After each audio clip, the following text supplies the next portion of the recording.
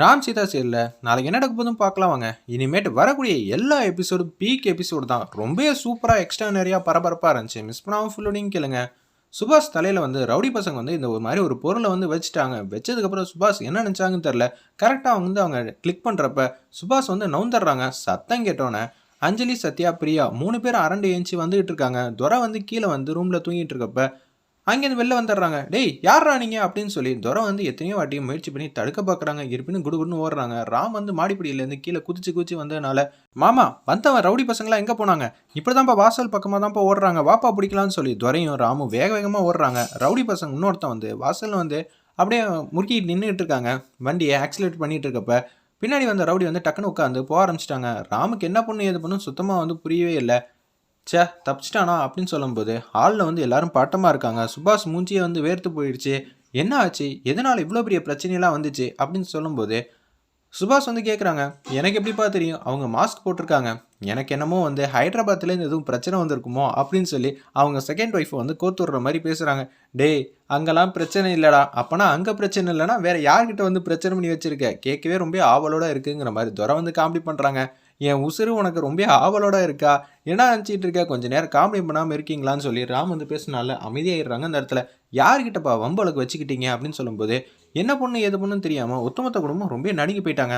சேதுராமன் வந்து கரெக்டாக வந்து கேட்குறாங்க, குடுக்கல் வாங்கல எதுவும் பிரச்சனை வச்சிருக்கேடா, பிரச்சனை வந்தனா இது மாதிரி தான் ஆகும், என்னடா எங்கடா தில்லுமுள்ளு பண்ணி வச்சிருக்கேன்னு சொல்லி கரெக்டாக வந்து கேட்குறாங்க. அந்த இடத்துல நம்ம சேதுராமன், என்ன சித்தப்பா அப்பா சொல்கிற மாதிரி வேற எங்கேயாவது கணக்கு வந்து கை வச்சிட்டிங்களா அப்படின்னு சொல்கிறாங்க. அந்த இடத்துல இவனுக்கு தான் கணக்கில் கை வைக்கிறது தான் கை வந்த கலையாச்சு. சுபாஷ் சொல்கிறா, பக்கத்து கம்பெனியில் எதுவும் வச்சிட்டியா அப்படின்னு சொல்லும்போது அமைதியாக இருங்க.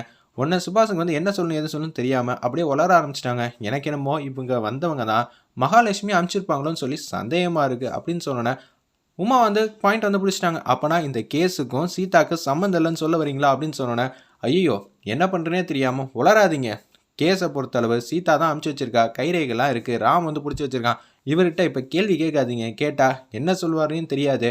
ராம் இந்த மாதிரி நேரத்தில் தான் சுபாஷ்ட வந்து கேள்வி மேலே கேள்வியை கேட்டேன்னு வச்சுக்கேன், அவன் அறியாமல் வந்து உண்மையை வந்து சொல்லிடுவான். ஐயோ துரைக்கு எதிராக இவ்வளோ ப்ரில்லியண்ட்டாக வந்து யோசிக்கிறாப்புல, இனிமேட்டு சுபாஷ் இங்கே வச்சுருந்தோம் அவ்வளோதான், இவரே வந்து எல்லாத்தையும் வந்து மாட்டி விட்டாலும் மாட்டி விட்டுருவாப்புல. உன்னை கையை பிடிச்சி கூட்டிகிட்டு வந்துடுறாங்க. அந்த இடத்துல ரூமில் எதுவாக இருந்தாலும் காலையில் பேசிக்கலான்னு சீதா வந்து யோசிக்கிறாங்க.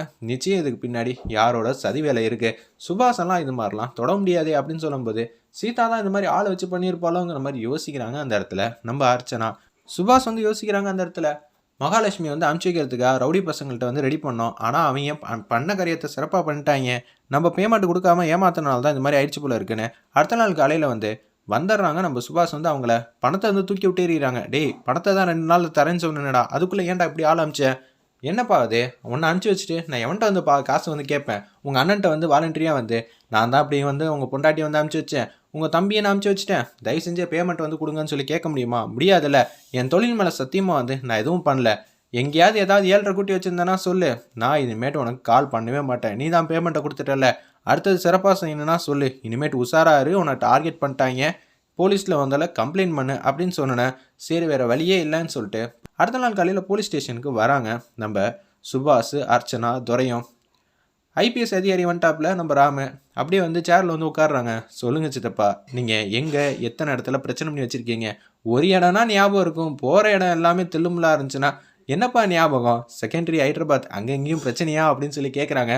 என்ன ஆகுன்னு ஹைதராபாத்துங்கிறீங்களே, அப்படி என்ன இருக்காங்க, அதாவது அர்ச்சனா உனக்கு நான் டீப்பாக சொல்ல வரேன், டேய் கொஞ்சம் பேசாமல் இருறா நான் பார்த்துக்கிறேன், எனக்கு தெரியவே இல்லை, சரிப்பா அப்படின்னு சொல்லி துரை வந்து இன்வெஸ்டிகேஷன் பண்ண ஆரம்பிச்சிட்டாங்க. ராமன் அமைதியாக இருக்காங்க.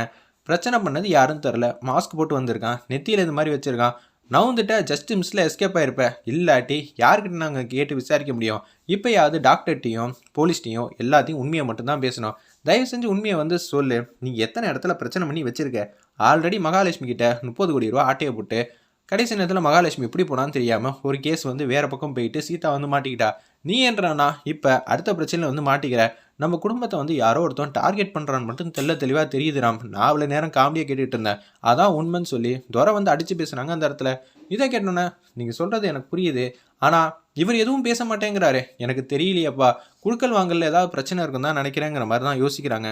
அங்கே இருக்கிற போலீஸ்லேருந்து எல்லாரும் உடனே வந்து ஒரு இன்ஸ்பெக்டர் வந்து கேட்குறாங்க, நீங்கள் யார் மேலேயாவது சந்தேகப்பட்டால் மட்டும்தான் எங்கள்கிட்ட இன்ஃபார்ம் பண்ணால் எங்களால் அடுத்த கட்டத்துக்கு மூவ் பண்ணவே முடியும். அவங்கள பிடிச்சி நூல் பிடிக்கிற மாதிரி இந்த கேஸை வந்து எடுத்துகிட்டு போயிடலாம். இல்லாட்டி என்ன பண்ண முடியும்?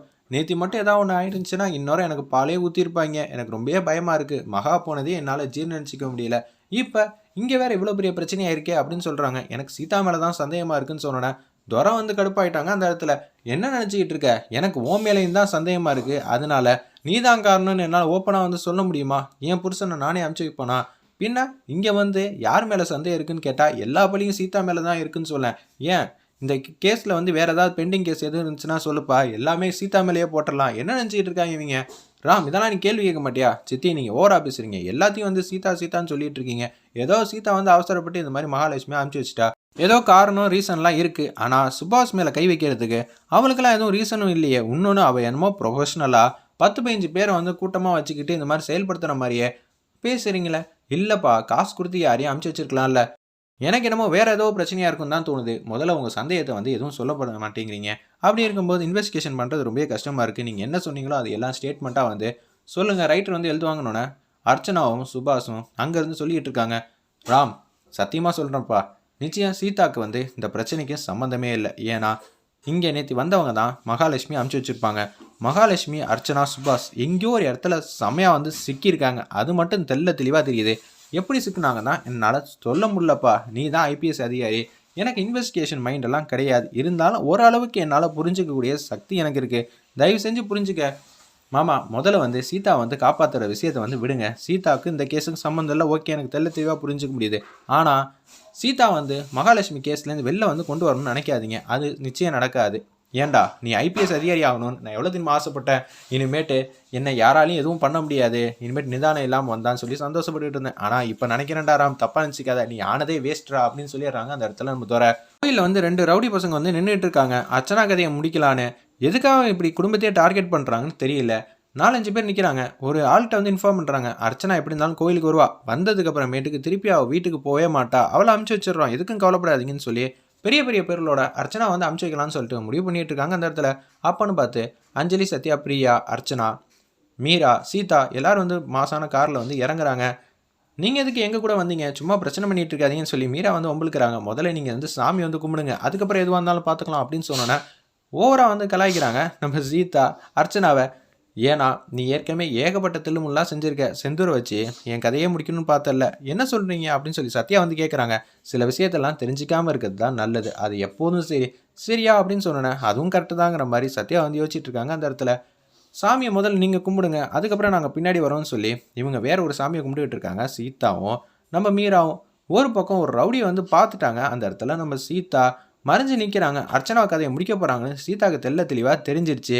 என்னடா அது நம்ம குடும்பத்துக்கு இப்படி என்ன சத்திய சோதனைன்னு சொல்லி மீனாவும் சீதா அதிர்ச்சியாக பார்க்கும்போது அவங்க கையில் இருக்கிற ஒரு பொருள் எடுத்துகிட்டு வந்து அர்ச்சனா பக்கத்தில் கிட்ட கொண்டு வர மாதிரி காட்டி இந்த எபிசோட் வந்து அல்டிமேட்டாக முடிச்சிருந்தாங்க. வெயிட் பண்ணி பார்ப்போம்.